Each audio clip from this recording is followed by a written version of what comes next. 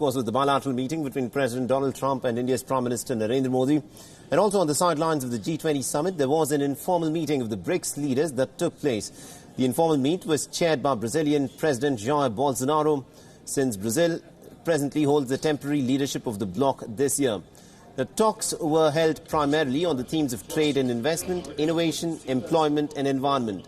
Speaking at the meeting, Prime Minister Modi highlighted the issue of terror, reiterating as to how it continues to remain the biggest threat and is also hurting social stability across the world.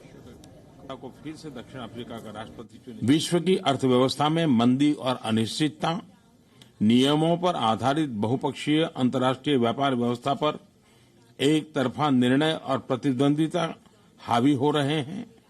दूसरी ओर संसाधनों की कमी इस तथ्य को में झलकती है कि इमर्जिंग मार्केट इकोनॉमीज में इंफ्रास्ट्रक्चर में निवेश के लिए अंदाजन $1.3 ट्रिलियन की कमी है।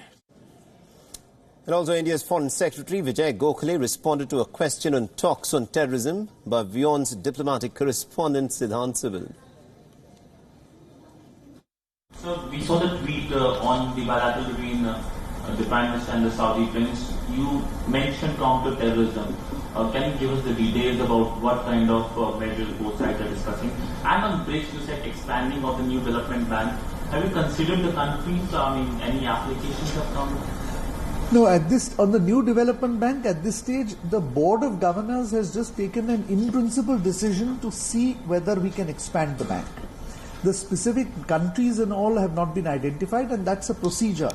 I think that the point I wish to make, and the point that is also made in the BRICS statement, is that in a short period of maybe 5 years or so, we have actually established a viable banking institution, a multilateral banking institution, and that institution has begun lending significantly and focusing on green investment. So I think what essentially BRICS has been able to demonstrate in the last 5 years is that we not only have 5 important heads of state and government to talk, but who actually act.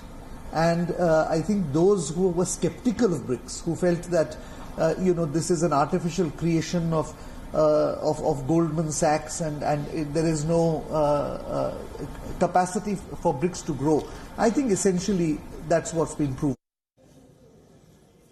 And remember, BRICS, which represents about 41% of the world population, highlights the role of emerging economies, at the same time promoting business and cultural exchanges. Now, according to IMF estimates, BRICS nations have contributed more than 50% of the world economic growth in the last 10 years. Since 2009, BRICS leaders have met annually during various summits.